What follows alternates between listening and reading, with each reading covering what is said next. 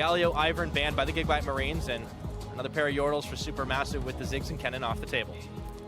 Ziggs and Kennen removed. Stock standard. Also a couple of adaptations from the Marines, however, with this ban phase. Remember, they get the first pick for the first time in this series, but Ivern Rumble just beating the champions that beat them. Just immediately removed. And a quick Syndra ban by Supermassive in the first rotation. They don't want to give this over to Gigabyte Marines. We'll see if your prediction comes true, if they lock in the early Ashe for Slay. Looks like instead they might be favoring the Gragas. That's their first pickup for Stark. Yeah, still two champions of massive priority. The Gragas, I'm not surprised that they will first pick for. It was more speculation that perhaps Ashe was even a higher priority than Gragas, but they don't want to risk Supermassive being on red side taking the Gragas from them. They want to make sure that Stark is set up for success as best he can. As this should, I'm surprised. I mean, critical that all these 80 carries were left up and available in this pick and ban phase, but it is the first pick Ashe coming in for Zeitnot. What are they going to pair it with here? That's the question. But LeBlanc had also made it through. Blind pick for Naru early on. Here it is. Yeah, they picked the LeBlanc. They also get the Ashe. Now, again, Caitlyn was there, a champion that has been religiously taken away from Zeitnot as it's above and beyond his best. But the Ashe, yes, he is good on it. It's also taken away from Slay. So naturally, they will pick up the 2-for-1 with that AD carry of choice. LeBlanc being picked, there are options into it. They could honestly go Lulu Karma as a rotation if they're really feeling up to it and just try and hold on through that laning phase. Lulu mid, notoriously good. Vedius has spoken about it as to how it works into LeBlanc. Karma does the same thing as to how it works. They have choices. They could pair with the same lane that they were dealing with last time around. With the Lulu locked in now, hovering on the Varus, and it's locked for Slay. They pick themselves their bottom lane, so Lulu Varus naturally in the face of an Ashe, they're going to try and go towards a bit more kill pressure. We saw it last game, honestly. Zeitnot Dumbledoge taking out Slay and Archie as they hit level 6 first. The kill threat is definitely a genuine thing to be considered. But we're yet to see a jungler in the first 3 rotations, which is very different. Yeah, now we have the Zyra locked in for Dumbledoge. So the Ashe Zyra lane once again making an appearance. We're in a ban phase 2. Is this where the jungle pool starts to get hit? So far it was only the Ivern that was banned out of all those champions. Well, Supermassive have the first rotation. If they're looking to go towards a jungler as their 4th pick, they can immediately ban away the ones they don't want to play. But for their first ban, it's pretty risky. I would almost consider mid laners, such as the Karma. Especially when you're talking about dealing with LeBlanc, there's still the possibility of the Lulu being that support, but then you deny the extra shields from the Karma. So that's Supermassive's choice. Back over to Gigabyte Marines for their ban. You can try and play what you like into the Karma, the LeBlanc rather, if you're feeling lucky. But the Karma, as we mentioned, higher priority seems to be on the Varus for the Marines, opposed to that Karma, and rightly so, it does get removed off the borders. We aren't going to see the junglers banned just yet. We may see one from Supermassive if they have a preference, but nope. That's the Shen, followed up by the Ahri ban. Supermassive throwing a lot of things at Optimus. A lot of bans spent his way. Go with it is the question with these top lane bans. They try and force Mr. Fabulous onto something else. Fizz also actually needs to be thought of. Definitely something you want to consider. Nautilus is the one that they ban away. So Fabulous kind of gets hit towards that latter half of the ban phase. Keeping in mind that Optimus is also a Fizz player, so perhaps by banning the Nautilus opposed to the Fizz, they throw the gauntlet down and say, if you don't pick it, we might. Kind of force the tempo onto them. More questions be answered soon. With all the junglers making their way through, looks like Stomage wants to try his hand once more at the Lee Sin. Remember, all the way back to game 1 of this series, he was having a hard time, but not because of the champion, more so because Levi was just giving him no rest. Well, it's because the strategy revolved around keeping Stomage down in its entirety. Level 1, invade him. Level 2, go to his blue buff, take everything from him. It happened in the last game, but his team collapsed around him a little bit better. So expectations will be exactly this one more time. The jungle is picked first, but now we get to finally see what's happening in this middle lane for Optimus. Where does his heart desire him to go? Well, he always has the potential to match Assassin for Assassin, a guy that's very known for high mechanical ability. It's always possible. They have themselves some magic damage, so it wouldn't be the end of the world for sure. But does he play it safe? Does he go for the Lulu? Do they instead take Archie a different support? No, something completely different. It's a Lissandra. Curious that someone would actually go towards the Lissandra. I personally am actually a big fan of the champion. I would say with the slight buffs that Lissandra had, I don't think they mean a single thing, especially not in this patch right now. But Lissandra being picked into LeBlanc, namely, has pretty good wave tempo, can run teleport, can split push, and can kind of match the pressure that a LeBlanc places down now with what is usually the Gunblade Lichbane build.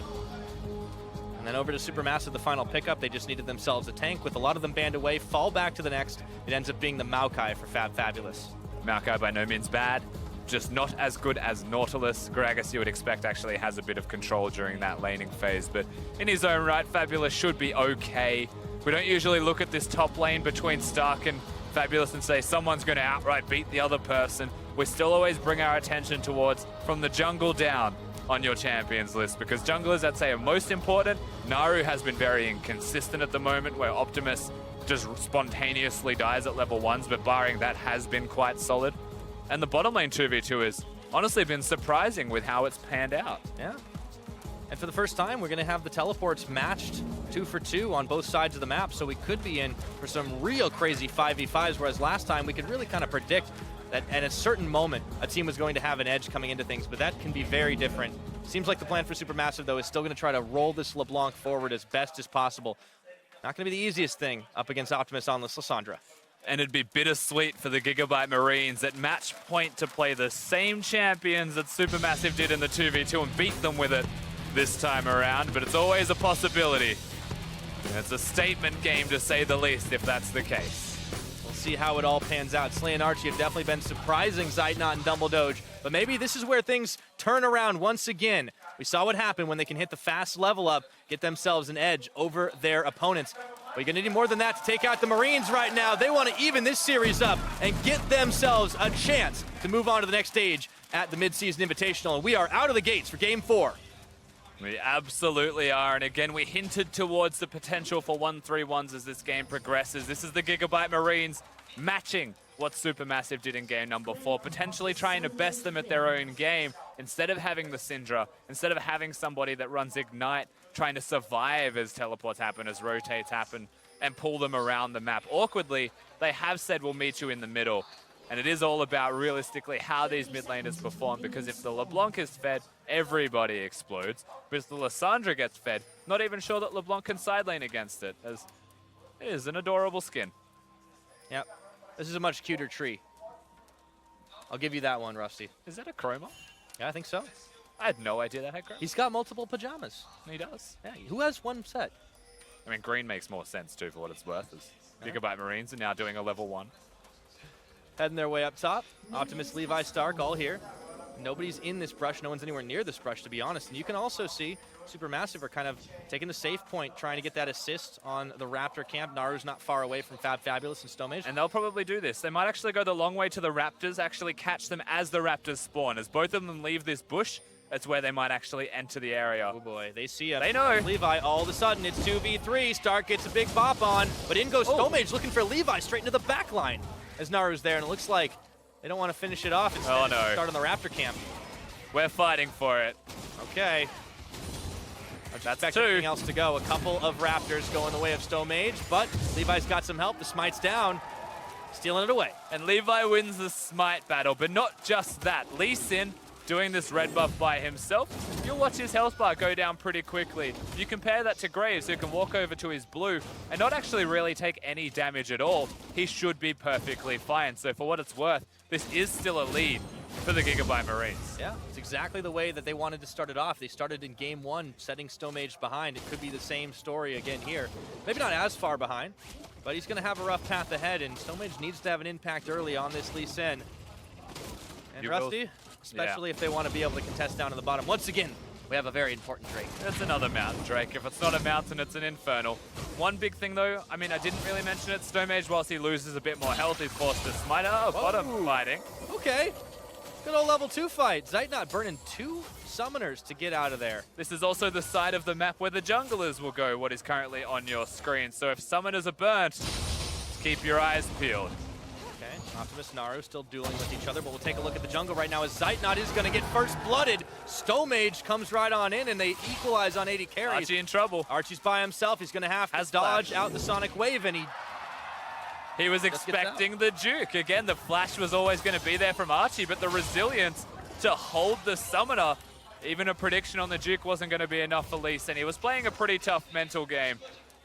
still gets a kill for his troubles, as we get to see once again. The first blood, Lee Sin just shows himself now. Unfortunately, another Q missing from him. I don't think he actually hit one down in this trade, but comes in to make sure the kill is his nonetheless, as this is expecting a juke. And apparently Dumbledore's dead. Okay, so we know who the better support is here. Once and for all, totally settled. Man, we just keep missing them by inches. Archie coming up with that kill, and you could see that summoners were burned on both sides once again. Dumbledore just flashes down, so is Archie's.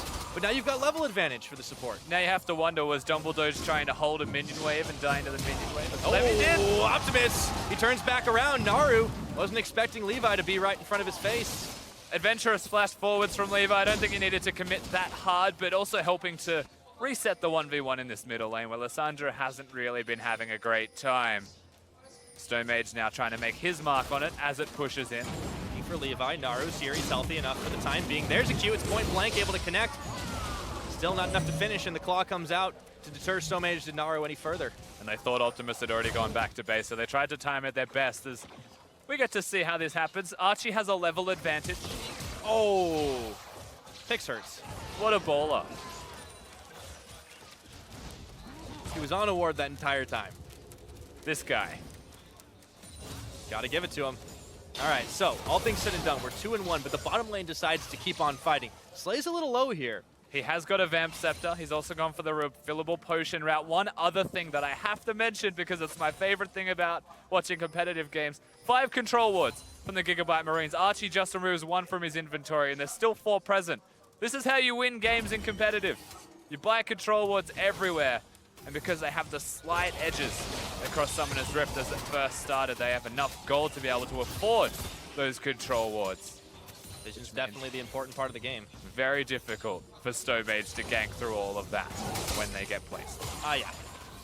Still, Stone Mage has been making his presence known. He came bot early on, get that 1 kill, but he's not the only one that likes to go roaming. Optimus clearing away the Scryer's Bloom to make sure nobody's in that side of the supermassive jungle. Also clearing the pit near the blue buff area, so not only revealing vision, but also resetting when the blue buff spawns. It's just Dumbledore by himself. Slay still has the life steal. It's all good for now. Now Levi returns to the scene of the crime. Level 1, trying to deny Raptors once again.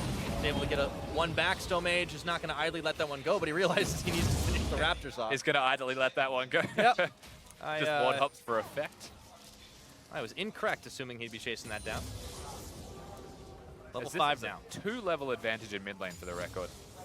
Naru is bodying Optimus. He's just got 5. Yeah, that's what you need to do with the LeBlanc too. And now Stone Mage tries to go turnabout, but Levi was there once again. Half his health bar's gone. Teleport in for Stark. They want to collapse on. They find Stone Mage, and Stark is going to get the finisher. Archie even nearby to rotate. Varus was also making his way up. The Gigabyte Marines. You can feel Stone Mage getting flustered. Like, you can just tell that he was a little bit annoyed that Levi reared his head and was like, well, you want to take 2 of my Raptors, I'm going to take 2 of yours. And that's why he dies. You can't play the game the Gigabyte Marines want you to play. Lured him right into the trap, and we're able to take him down. That's the first kill of the game for Stark. It'll make it a little easier for him to push in Fabulous. And always, that has been a very quiet lane. Optimus goes in for the Frozen Tomb. Chains are on, but it doesn't matter. With the help of Levi, he tags him out. LeBlanc is one of the most mobile champions in League of Legends, but Lissandra is also one of the best champions at locking you down. Bottom is fighting as well. You just let me talk. It's all right. Woosah. Okay, you can go again. No, I've lost it. All right, well, whatever. We're right back to the top lane. Stark is finding Fabulous. Turning in, burning for just a little bit more. Archie's going to back off, so Slay has to be careful now. But this is what you see. The reason Optimus taking that Lissandra, exactly that. He's able to get the lockdown. Levi comes in. Yeah, just gets the assist, but it doesn't matter. Shutting down LeBlanc's key to this game. One of those things as well, like Maokai has historically been one of the better picks, not mid lane obviously, but one of the better picks into LeBlanc as a team composition counter, because LeBlanc has to overexert herself to place the poke down onto most people, as we'll see if this gets him. Nope, doesn't care. At all. He actually pretended it didn't exist. But the reason that Maokai is a counter to LeBlanc is because she goes in, you're guaranteed to lock it down. That's the thing with Lissandra ultimate as well. If you're able to hit the right LeBlanc, then you will lock her down. That means the W is naturally going to hit afterwards. And with these 2 amounts of crowd control next to Levi, who's playing the Graves, the burst will be enough to kill any LeBlanc. setback for Naru right now. As you talked about him being a little inconsistent in this series. It's kind of all on the line right now. We need to see him stepping up, but he's getting locked down by Optimus. Even with the level advantage, it just wasn't enough. And now you can see Naru trying to find kills elsewhere on the map. Throws down a couple of wards. Not going to go roaming just yet. He's waiting. Stone Mage is here as well, but so is Levi. This could be a 2v2. Chains on. Optimus gets out of range. Nice and quiet. No one's going to pull the trigger just yet. Supermassive red buff are still down. Now Stone Mage. Is this where he gets revenge? It might be. Sonic Wave. He'll probably go for the smite. No, he's not even going to commit to the smite wall. Level disadvantage is enough to deter him. Stone Mage looks like he's playing scared. Just a little bit. I feel like he learned his lesson. He's still perfectly fine. It's 1 level disadvantage, sure, but he has still got a kill. He's got some long swords. Okay, sends the Q, dodging from Levi. There we go, end of the line. That's a lot of damage from Levi.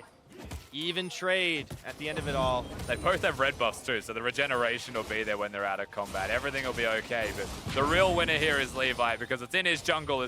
That's a teleport bottom from Optimus. Yeah, he may not even be needed right now as Zeitnot's going to flash one way, but looks like the rest of the team's going to be there to really slow it down. Optimus trying for a way in, but the plants keep pushing him back. Naru's there. Chains flashed over. Stone Mage is the target, and Slay takes him down. Now Fabulous has a big maelstrom on, but he's exhausted away, and Levi chases over the wall with the flash to follow through. 2 kills for none picked up, and Gigabyte Marines are looking for bot turret. Yeah, clean from the Marines, honestly, just going down to the bottom lane. Naru's not going to be able to do a single thing mid, and Stark had chased Zeitnot the whole way up the river, basically, as now they threaten the bottom lane turret. This is exactly what the Marines do best. They get a pick, and that pick translates into multiple because they're just so damn aggressive, and suddenly turrets fall, and gold leads form. Just like that, you got 3,000 in the lead at 10 minutes. Here was the start of it all. Chains onto Zeitnot.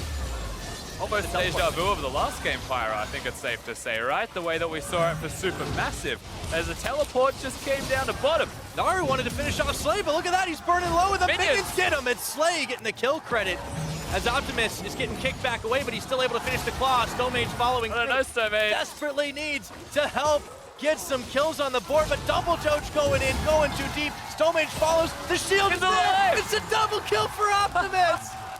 Things are falling apart for Supermassive. Lulu just shows up. It's like, I hear you want to kill. It'd be a shame if something would have happened to it. And Stark was there. Also here, yeah. The Gigabyte Marines, they've turned it on. This is looking like game 1, Rusty. 9 kills to 1. 11 minutes on the clock. The goal lead's getting out of control. This is a nightmare for Supermassive. The crowd loves it. Every minute of it. Gigabyte Marines looking to stamp their authority, close out this game. Saying it at 11 minutes, close out the series is what I mean, but let's take a look at this again right after the replay. Teleport finishes for the LeBlanc. And the teleport's fine, but the timing, you have to say, on that W from Optimus was incredible, locking him down as he was distorting forwards. This is cute from Optimus. You can obviously follow the claw through, puts him next to Slay. And Double Doge decides that because he has Ignite, he has enough to get the kill. But he doesn't, as we're fighting again. And Stark is killing Double Doge again. All right, right back to it. We continue the tradition. As soon as the replay happens, we have to see more. It's like they know we're replaying a fight. They're onto us. I think they're just not stopping the action right now. Gigabyte Marines can get everything they want at the minute. Stone Mage gets kicked back onto Stark. Zeitnot's here. Do they dare to go deeper? It looks like the answer is no. I don't think Zeitnot's so. still chasing. You know he'll go on you. Stone Mage has no kick anymore. Oh, he goes in. There we go. Oh, the damage. Really? Hello. Oh, Naru. Going in. Zeitnot getting the credit. They're going to turn it on to Levy. Maybe this is the chance they need, but Naru realizes Optimus is there. Doesn't want to follow. It ends up being a 1-for-1. Levi barely lives. They're diving top lane. Yeah, Fabulous. He might not live through this one. Slay still tanking tower. This has gone a little wonky. Slightly haywire.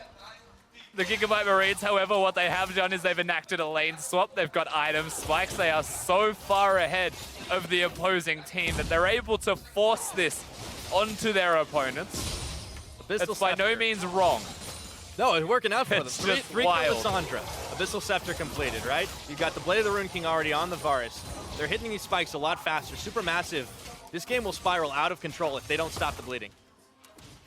Yeah, definitely right. But how are they going to stop the bleeding when the pressure that comes out of a team with this much momentum is so high. It's not like we're watching Supermassive with a 4K lead and Gigabytes getting opportunities to come back into the game. This is a fast-paced, aggressive Vietnamese side with all of the tools in their arsenal being used to only go forwards. They will fight you at every opportunity where you don't expect them to. And so to come back into a game like this, you really have to pull out something crazy or unexpected. And against a team that thrives in unexpected, Supermassive need to actually turn it on. This could be an Ash Arrow opportunity. He's holding onto it for now, content to just clear the turret. Remember, the tower lead is not huge right now. It is only 1-2, but that could change very quickly with a 3-stack for Gigabyte Marines up top. Exactly right, with 3 of them up here. Levi's hit a counter gank, he knows. They want that kind of 1-3-1. Just content to let the minions crash into it for now. Zeitnot and Dumbledoge going to have to be pushing it back here. The chains are on to Optimus. Was able to dodge some of the damage from that Lissandra. Flashback to the Frozen Tomb.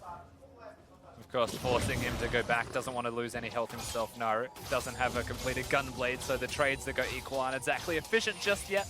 Yeah, that's a closing window too, right? LeBlanc, you want to get out of this laning phase with the lead, but he has a 2-death count. No kills on the board. And he hasn't even been winning in farm right now, so it's a little difficult right now if you're Naru. And you're not even sure that he's going to actually complete the Gunblade. I doubt he will. In fact, it's not going to trick him. It's your own lane. I actually believe that where he's going now with the Fiendish Codex should be a completed other item. Should leave it at the Revolver. He's already too far behind to commit to completing an item that for ability power is not that efficient, because building the Cutlass in a situation like this doesn't feel great at all.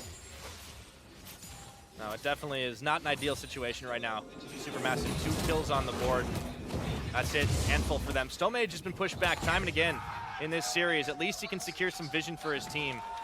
But they need to find answers, and it looks like this is a team that would thrive very much in the mid game if they were even, or even a little bit ahead, but it's very much not the case. They're actually looking to dive, it seems, top lane. They get it though. Stomage has flash, so he can navigate this. It's about the Ash Arrow though. This is a long collapse. Slay's coming forward, Ash Arrow to the back of Slay, teleport, double TP coming up. Slay's tanking for just a moment more. He will finally fall, but in comes Optimus. Immediate turn for Zeitnot and claws him down. Archie's gonna get followed up on by Stomage and Fabulous. Who's gonna win this one though? Optimus, nowhere else to go. Shut down by Fab. And it's Stark who's too late to the party. It's a 1-for-3 in favor of Supermassive. Yeah, for no particular reason, Levi is a split-pushing Graves right now. So yes, they get the kills, and that is a very good move from Supermassive to try and pull themselves back into this game. It'll end up becoming a turret trade as the end goal and the primary objective for them, forcing teleports as well. They may not even get the turret in the end. In fact, I don't think we'll see anything happen. All right, opted to pull out from the turret, pushing. Not going to be enough here, and here's the start to the fight as Stomage looks to collapse in. And this is quite simply the arrow hitting, followed with the Zyra. It's the crowd control that you see from them. Now, Optimus destroys Zynot. He no longer exists. Archie, basically a non-factor as well, but because there's just one too many extra people here, you'd have to imagine that if Graves was nearby, not actually pushing the bottom wave, that could have been a different story. But the story is all about Supermassive in that fight. With a 4K gold deficit, they managed to retain that and get some gold. Yeah, it's encouraging for Supermassive so they can still take fights, burning 2 teleports, but they gotta be careful. Zeitnot chased through, and collateral damage, everything thrown at him, including Levi with an end of the line. Zeitnot is gonna limp away, but this tower's not so lucky. It's a little bit much, don't you think? Stark now gonna probably try and do it himself. He may just throw an explosive cask somewhere and see what happens. Arrow hits. On to Optimus, in goes Naru. No deletion possible. The heal was even more there. As Fabulous comes in, the Frozen Tomb is down to heal up Optimus. Fabulous tries to recommit back in. The Maelstrom pops for not enough damage, and Slay will take down the Supermassive top laner. Optimus has an Abyssal Scepter. He also had his ultimate that he self-casted. So in terms of killing Lysandras, if it wasn't during the duration of the Ash Arrow, then it wasn't going to happen as Naru. Was it worth it, buddy? If you got the kill, that's a maybe, but not this time around. Flashes and flashes all across the board. We're seeing some serious carnage this game, Rusty. It's just the majority of it. Gigabyte Marines, they're finding themselves the wins, finding themselves the kills. The gold advantage still huge for this team. We haven't looked at Dragon for a little while, but of course it is an Infernal on the Rift. Supermassive, they might desperately rush this. And I don't know how much of this will be desperation. They are at the very least going to pull it out. They've got Control Wood Vision there. If they try and fight this. Remember, it is on the Scuttle Crab. Stark's here. Supermassive probably don't want to fight this, is what I'm saying. They want to try and sneak it, not fight for it. But you know what? Here we are. Looks like it's going to be a smite fight right now. The fight will probably Two levels for Levi. Here we go. It's going to go the way of Stomage. He gets it at the last second, but now can Supermassive get out? You'd have to expect with the extra levels of Levi, the smite would have been enough, but the execute damage out of Lee Sin with his Sonic Wave proves to be what it takes. The Stomage might not go that way. Directions. Yeah, that's a clutch safeguard. Threatening the middle lane inner though. That's the name of the game here for the Marines. They can get it. Big for these guys. Turn it on as there is no Naru here. Tower falling all the way down to half health, but Fab Fabulous coming right back on in. Twisted advance on the start. Stomage gets a big kick onto Levy, but he's still dishing the damage onto Zeitnot. There just is not enough for Supermassive, and this platoon of Marines is charging in. You can kick him in, but if the turret's dead, it's not a danger zone anymore. In fact, Levi was then kicked under the loving arms of his team, where he turned around and destroyed everybody in front of him. The Graves is huge, and unfortunately for Stomage, it's not going to be enough. The rest of the team weren't able to defend that one, and the bottom lane turret is still standing. Supermassive, they are beyond a point where they're on the back foot. They are definitely desperate. This is when you got to start making any play you possibly can. We've already seen that out of Supermassive, but what else do they have left of them? We're 19 minutes and some change into this game, and it's such a massive disadvantage for the Supermassive squad. Just trying to stay alive. They want to make it onto the next stage of MSI, but it is looking less and less likely. And you know what I admire most, honestly, Pyre, is that on the cusp of going to the MSI main event, taking on all of these massive names, including the likes of SKT, the Gigabyte Marines are still aggressive. They haven't changed. They are exactly what they need to be. And I feel like a lot of teams can look at a performance like this and actually learn from it. Because it proves that if you spend an entire season, and historically your entire career being aggressive, you don't come onto the main stage and play slow. You play what you are. Something to be said for playing exactly the way that you are the most comfortable with. Sure, you might want to hide some strats. Sure, you might not want to reveal things to your opponents, but it doesn't matter if you're not good enough to play them at that high level. No point hiding strategies in a game like this. No, definitely not. Well, teleports are in, that's two of them. Okay, Stark and Optimus coming. Stomage, Zeitnot immediately bailing out, but all of a sudden Double Doge didn't get the memo.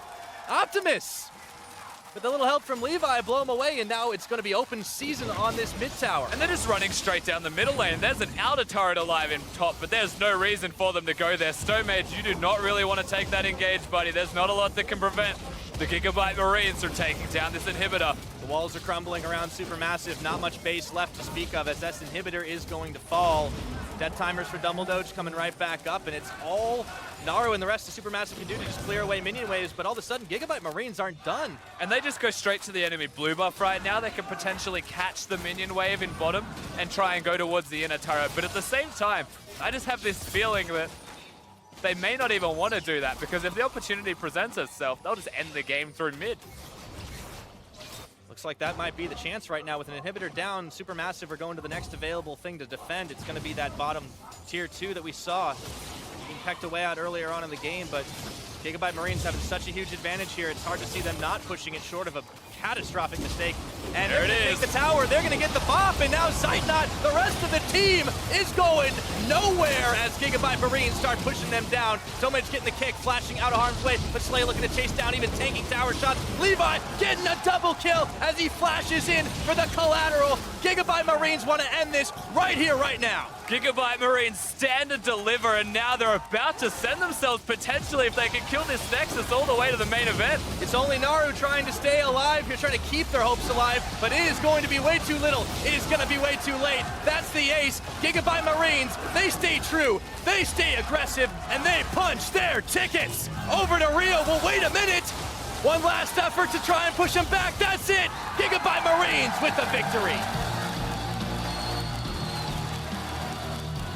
And congratulations to our final winners, our final representatives at the MSI main event. Once again, the Gigabyte Marines. They played their hearts out, but the aggressive style that you come to know and love these guys for always stays true every event that they go towards. It's a pleasure to see that they've never changed. I can't wait to see how they take to the big stage against the likes of Team WE SKT, all these teams, TSM, Flash Wolves, we saw how everybody played. I cannot wait to see what they can bring out. But today, they are big winners, 3-1 over Supermassive. And you can see they're not just winners in the heart of the crowd as well. They're also superstars. Levi is an absolute gun. Optimus also flanking him. I mean, the whole team showed up when it mattered the most for them, right? And that's the most important part to me is the bottom lane, what we called the weakest lane of this team, actually put in a lot of work in this series.